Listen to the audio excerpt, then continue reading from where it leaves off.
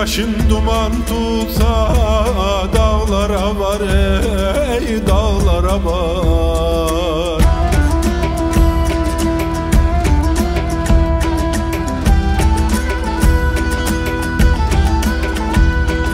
Oh, her zaman öldüğünü övme,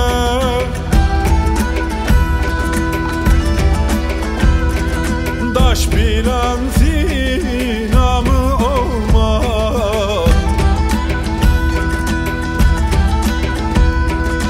Muhannete boyun eğme, dağlara var, ey dağlara var.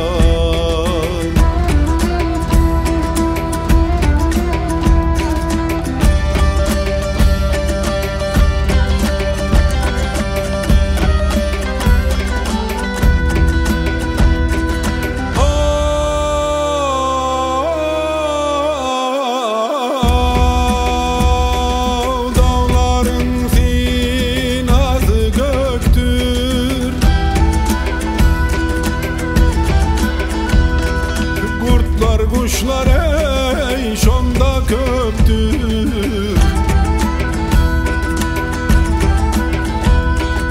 himmetsiz beylerden yeğdir, dağlara var, dağlara var.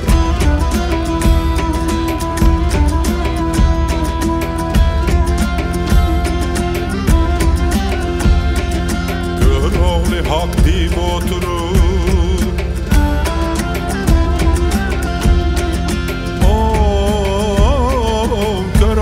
hak deyip oturur, Mevla'nı dile getirir.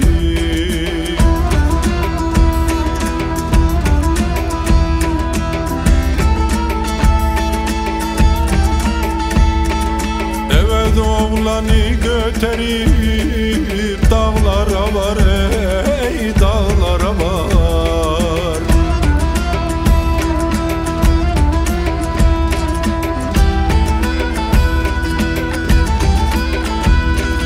Dağlara var,